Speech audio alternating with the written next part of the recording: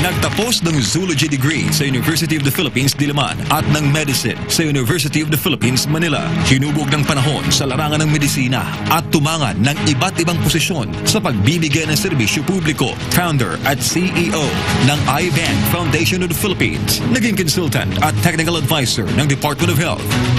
At ngayong halalan, susubukang kunin ang tiwala ng taong bayan para isulong ang mga batas para sa kapakanan ng mamamayan. Tumatakbong senador sa ilalim ng Partido Demokratikong Reforma, Dr. Maria Dominga Minguita Padilla.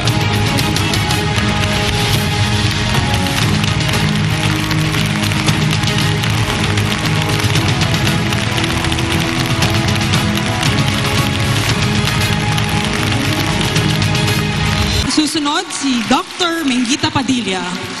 Magandang gabi sa inyong lahat. 12 po ang aking plataforma, pero siguro pinaka-importante dito ay tinatawag kong health security, economic recovery, food security, at labanan po ang korupsyon. Kailangan tayong makasigurado na lalabas na tayo sa pandemya at magkakaroon ng economic recovery. Magkadugtong ho yung kalusugan at ekonomiya, hindi mo mapaghiwalay itong dalawa. Tapos po, PhilHealth reform, overhaul po ng PhilHealth. Kasi ho, alam ko, grabe ang mga sistemang problema doon sa loob ng PhilHealth. Korupsyon, porous ang IT system, etc. Tapos sa food security, makadugtong yun ho, yung mga magsasaka, mangingisda.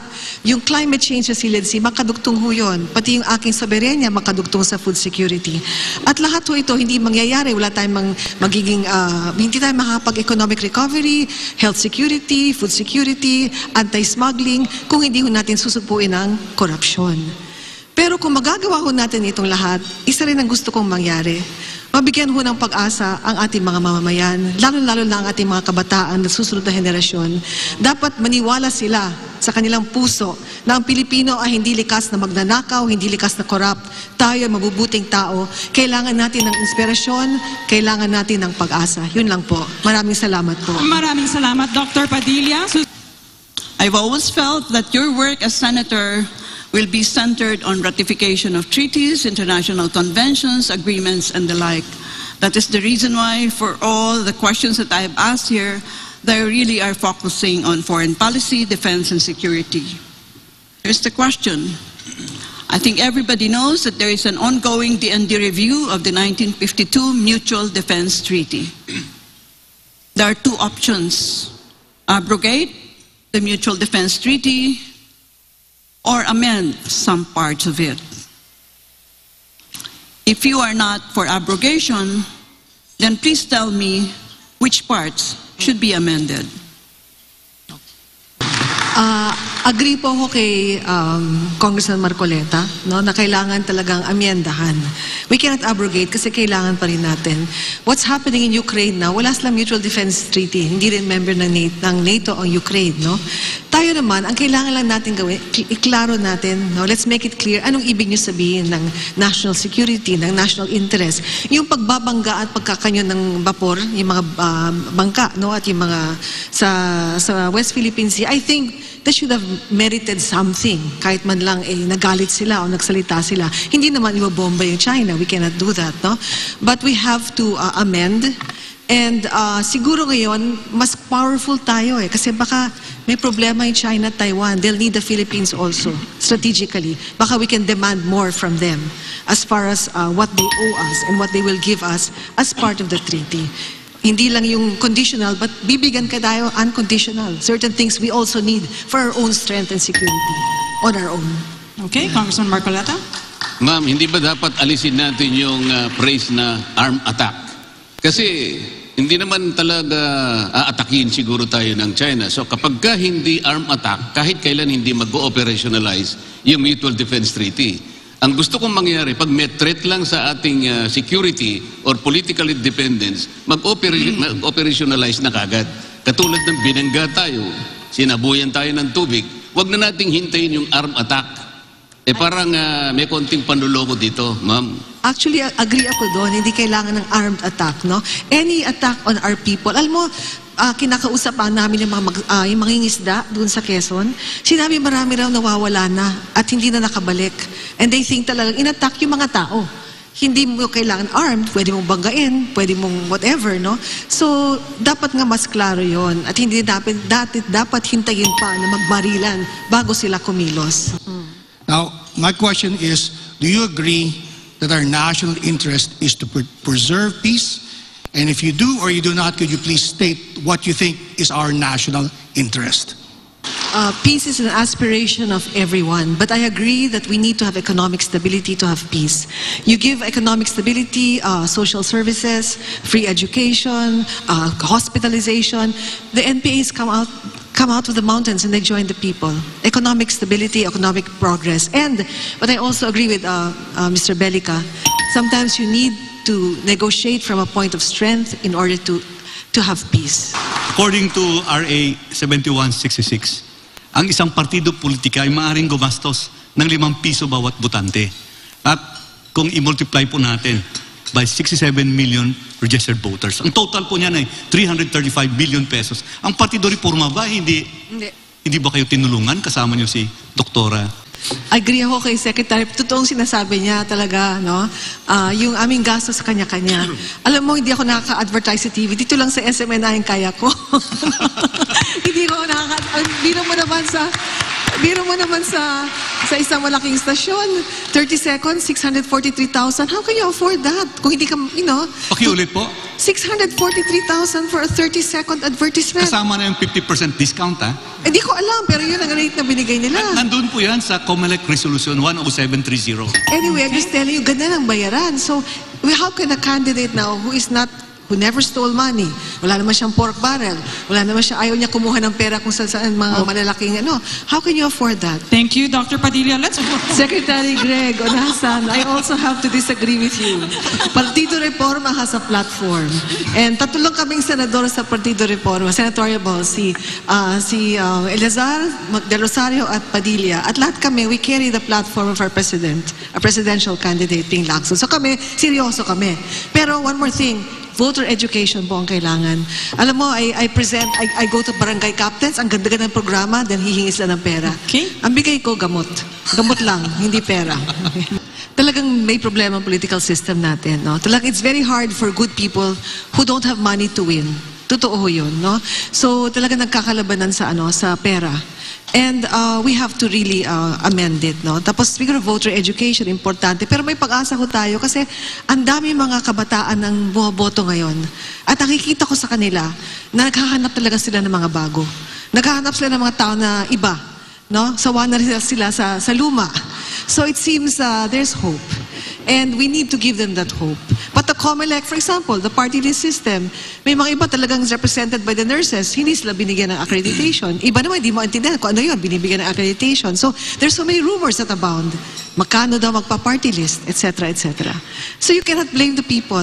So, yes, we need to do major reforms in the COMELEC, just as we have to do major reforms sa ating electoral system. And methods. Thank you. So shouldn't you shift Dr. Padilla to a parliamentary system because all the challenges you have identified will in fact be resolved under that system? I am actually open to a parliamentary system of government and even a federal system. One thing about the federal system, like magkakakampi kami sa same party, pero in effect, we're competing against each other. Because the senators are representing nothing except the whole country. If you had a federal system, we would be representing a certain region at least. Hindi kami mag-aaway, di ba? At least there'll be some order. So yes, I'm open to both. Okay, let's go back to Doktora Padilla, Daphne please. Yes. Doktora Padilla, nabigyan na ba kayo ng prescription ng botante at hiningihan kayo ng pera? Prescription? What do you mean? Ng gamot? Marami ho yan. Minsan 2 taon na nakalipas. Opo, alam ko ho yun. Tama ho yun. Lalo namin yun. Marami na hong ganon.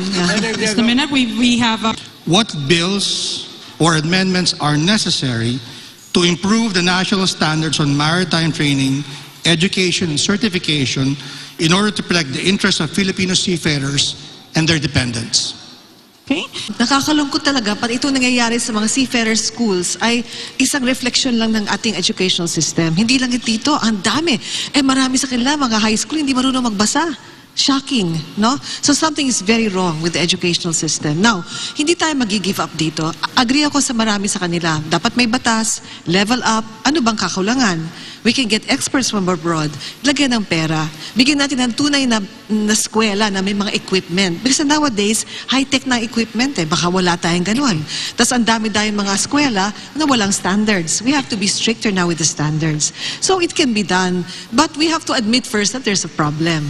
No? So once there's a problem, matuto tayo sa mga eksperto sa abroad, we can even have review classes, paggastusan ho natin. So as a senator, I will enact the law for this. Kasi we need our seafarers, not only are they OFWs, dapat proud tayo sa kanila.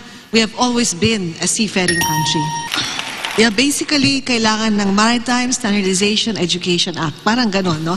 Para standardize lahat. Like nangyari noon sa mga nurses, nag-crop up yung mga mushrooming of nursing schools sa puro substandard kasi maraming kailangan ng nurse. Same thing happened here. We have to have standards. Tapos yung permits, very strict sa permits. Kasi doon din nagkakaroon ng problema. So, Standardization Act for Maritime Education and stricter tayo sa giving permits. And that includes, the standardization includes everything. Everything. Thank you. Kung kailangan mabilis ho, pwede mag-EO, no? But ang dami mga private schools naman who have better facilities. But they're languishing. Tanong nyo rin yun, no? Hindi po. Ang EO po kasi ay executive department po yun. Ang pinag-uusapan po natin kung sakaling nasa Senado tayo. Legislation ho tayo or oversight kaya muna. Kaya nga po, ang legislation po magtatagal. Pinakamadali lamang po dyan yung first reading. Pero pagdating mo sa second and third reading, kung nasa mababa kang kapulungan, pupunta sa Senado, magtatagal kayo Kung niyan. declared as urgent, di ba, priority bill, mabilis siya. It will also depend on the executive, di ba? It will also depend on the executive. But can I finish what I was saying? Can I say something about the public-private partnership? Because even sa other schools, the public schools, the private school owners are languishing. Nagko-complain sila, nahulugi sila, wala silang suporta. Maybe a partnership can do. So kung meron na silang equipment, magagamit sila ng mga public. So at least, magtutulungan sila. And you don't have to reinvent the wheel. The question will be asked from political scientist, Ms. Ana Malindog-Uy. Ma'am Ana, go ahead. Yeah. Good evening to everyone. My question would be more on constitutional change. Okay, it has been argued for some time now by many that the 1987 Constitution, which took effect in 1987 under the leadership of then President Corazon Aquino, needs to be revisited. Either it will be amended or revised altogether. Now, on this note, are you in favor of constitutional change? Yes or no? And why? And if the answer is yes, how would you propose it? Would it be an amendment or would it be a revision? Now, if it's an amendment, what specific provision in the Constitution would you want to amend? Now, if it's revision, because that's two different things, then are you in favor of a parliamentary form of government as against the presidential, what we have right now? And at the same time, are you in favor of a federal system of government as against to a unitary system that we have at the moment? So that is the question. So it's up to you to put it together, your answer, in briefly. Dr. Minguita Padilla. I'm in favor of revision. I think we should really consider a federal form of government. I believe it should also be done early. Whatever revision should be done early. We have to give more leeway for foreign ownership of certain businesses so we can be more competitive in the world. And I also agree about the political party system. We have to revisit that as well. So I'm for revision. Thank you. Okay, thank you. Now my question is, pabor ba kayo na institutionalized? I mean, when you speak of institutionalization, is talagang mag-create ka ng body and all that and sustain funding and everything. The NTF-LCAC, institutionalized NTF-LCAC, to address and to, para mawala na ang tinatawag mong communist insurgency as you go through this, constitutional or amendments in the Constitution. So that's my follow-up question. Ako in favor of institutionalizing. Tapos makakontrolin natin with oversight yan eh. Diba? Yes. Kung it's a law. We can also, kasi ang problema, magandang layunin. I read the EO. Magandang all of country, all of government approach. The whole approach. Kailangan whole approach. Kasi yung kabuhayan, social services, tapos may law enforcement. Diba? So it's a ganda. implementation lang ang bantayan natin. So it means it's very important for the oversight. Oversight is important. Economic development is the answer. That's why we have to really give them economic development, no? And education. And the indigenous people have to be protected. We have to treat them special. We have to give them ways and means to earn a living. Once you have that, hindi na sila sasama sa mga insurgents. Kasi pera lang yan eh. You know? It's more money than anything else. Walang ideology. Give them livelihood. Yeah. If during your term as senator, the executive department entered into a non-aggression treaty with China to not allow any foreign country to use one's territory as a base for direct or indirect aggression and intervention against the other country, how will you decide during the ratification of this non-aggression treaty with China? I don't think I will immediately sign it. I don't think it's even necessary. Because if it's a non-aggression, it means we will not be, do anything against the other. It's like, I don't want my hands to be tied for that. Because if something really necessitates me partnering with another country, because they did something to us, I don't want my hands to be tied. So I will not sign such a treaty without studying it very well. It should not be against our country's interest. That's all. Thank you. Kasi yung nangyayari sa Ukraine, di ba? Invaded by Russia. Everybody was saying, hindi gagawin ni Putin yan, hindi siya sirang ulo. Pero ginawa niya, unprovoked. Ngayon, sa North Korea, he keeps testing nuclear warheads. O hindi gagawin yan. Pero who knows? I think that's the reason why America is putting nuclear warheads in Japan and South Korea. Ngayon, we have to demand more in the treaty. And treat us like an ally, more like an ally than a little brown brother. So we can also defend ourselves and help more. Okay. Follow-up question for Dr. Padilla about the Ukraine crisis that you mentioned. You've said that Putin attacked or had a military intervention in Ukraine unprovoked. Yes. Do you really think it's unprovoked if what is happening right now and the action of Putin, given that, Ukraine is being persuaded or to a certain extent influenced by the West in joining NATO? And if you look at it, NATO is a military alliance. So if Ukraine will be part of NATO, to a greater extent, there's a possibility that nuclear warheads will be in Ukraine. Do you really think it's unprovoked, given that it's a border country between Ukraine and Russia? Okay, I know, I believe that Russia really attacked Ukraine because they were afraid that they were going to join NATO. No, because pag sumali ang Ukraine sa NATO, lahat ng former USSR, NATO na. Okay? And it's the closest to Russia, and they can definitely attack them. So but it was not provoked by an attack. Okay. It was not provoked by an attack. That's different.